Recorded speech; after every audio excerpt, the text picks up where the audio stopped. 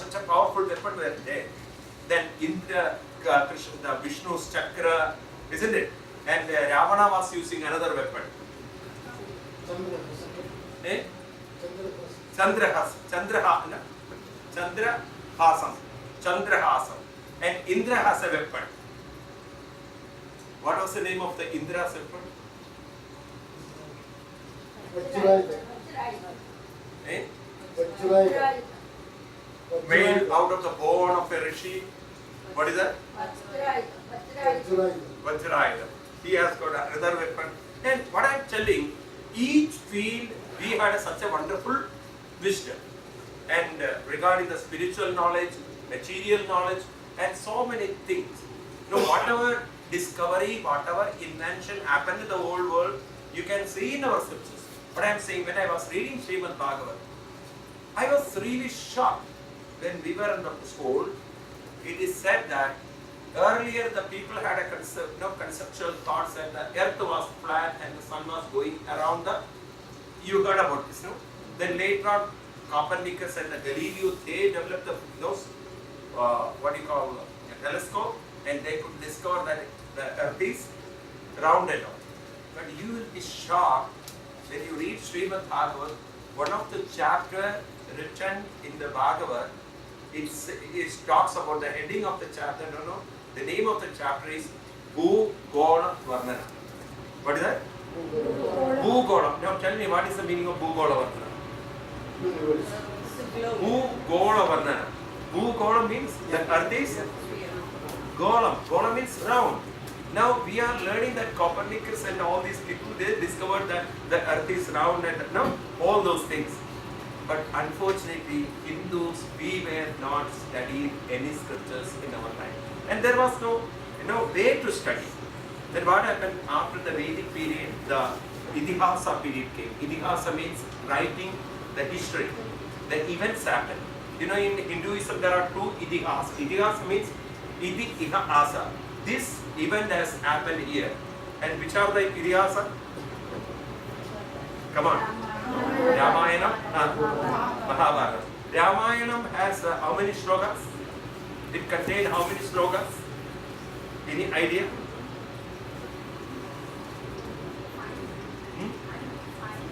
Only 5 slokas. Kandam is 6. Kandam is the main heading, main chapters. I am talking about sloka. How many slokas? 24,000 slokas. How many? 24,000 slokas. Imagine such a book written in the 4,000-5,000 years back. There was no any kind of literacy. There was no any kind of university. There was no any kind of whatever we are talking about the modern world. Such things were there not. But still, a rishi could write how many slokas? 24,000. Later on, yeah, it is happened actually after the Veda period. That means around the 4,000 years back. But it happened. Maybe. Then later on, another book came written by another great sage. That Itihasa. What is the name of that Itihasa? Come on. Ramayana is already we discussed. Mahabharata. How many slokas? Written by whom? Veda Vyasa. What was his original name?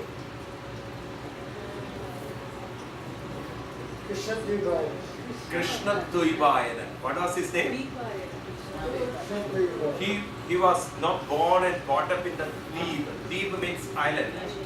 So his name became Krishna Dvaipayana. What is that? Oh, blame everyone. So Krishna Dvaipayana, after he compiled the whole Vedas. Vedas was not written by Vedavyasa. Many rishis, they contributed, they wrote that. Then Vedavyasa thought that let me compile it. So he brought all those schools. Schools means different gurukulas were teaching different kinds of Vedas.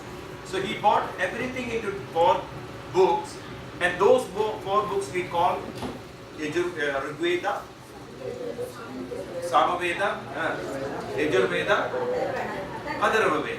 So Vedavyasa, he initiated, making the all the book, compiling the books and making everything in a different way.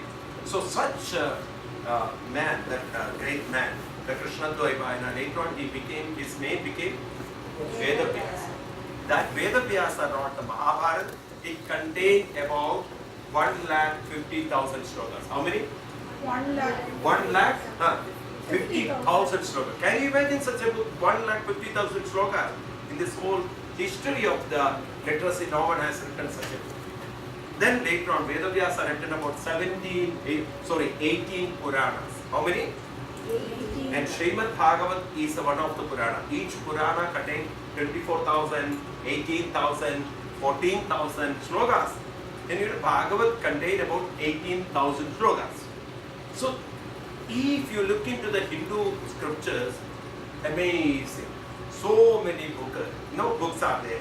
And the Bhagavad Gita, where it comes? Mahabharata. And the Bhagavad Gita itself contains how many slokas? 18 chapters and how many slokas? 700 slokas. How many? 700 slokas. So, what I am saying, this much wealth, no literal work, no religion ever got. We Hindus has got such a plenty of books, but unfortunately, we don't know anything about it. That is the greatness of Hinduism. Born in such a culture, born in such a religion, but we don't know it. Isn't it? So let us understand something about our religion. What is Hinduism? What the Hinduism is talking about? Hinduism is not a religion of belief, as I told you. Hinduism is a religion of science. What is that? And what do you mean by science? The word science, Shastram. Science in the Sanskrit word is called Shastram. Shastram, this word you can see in our scriptures. How many of you have read the Bhagavad Gita? Bhagavad Gita? No. You didn't read the Bhagavad Gita. Then? So, what I am requesting, we have to make some kind of understanding, ideas in the mind of our children. They don't know anything about our religion. So, there is, I am just making a request. If you can do it, do it. So, in your house, keep a velakili, odu velakku, or any other lamp, whichever is you are having. And in front of the lamp, whether you light it or doesn't matter. I don't know to insist on that. But keep a Bhagavad Gita in front of that lamp. Why? Let our children know, they get the idea what is Hinduism. So they should have the idea about there is a lamp, and in front of the lamp there is a Bhagavad Gita. That is the holy book of Hindus. Are you getting the point? Yes. And we should develop a culture where our children, one day our children should read each sloka or one part of the Bhagavad Gita. Whether they assimilate or take it, doesn't matter. At least they should read it. Every day, if we can bring such culture in the mind of the children, what happens? Slowly they understand something about the religion. Will you agree or not? Come on. Yes. We should develop such kind of culture. No. Let us come to the point, then you will understand. So, Bhagavad Gita, there it is written, Hinduism is a science. What do you mean by science? Science is not something we are studying that in the physics and chemistry and biology. Science is where the children has gone. Ask them to come here. Ask them to raise one hand, good, two hands is boring, this two hands. No, they have to sit here. Yeah. Because some subject won't make you happy, You have to just understand, just leave it, that's all. So, Hinduism says that where are you? Come here. I am talking because I can see your face, very smiling face. If I miss it, then I miss it. So, what our Hinduism says that it is talking about the science of life. signs of life. And actually, what is life? No other religion touch the subject of life. And especially the biology and all, they just misguided us about the life. When they discussed about the life, actually, whatever they taught in us in the biology, that is not the life. That is not the real life. Because life is something beyond. We will discuss, you will understand. So when we were taught the Darwin theory of evolution, that was the basic theory of the, in the biology.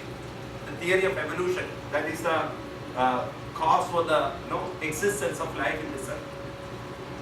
And the Darwin got the whole idea from one amoeba, isn't it?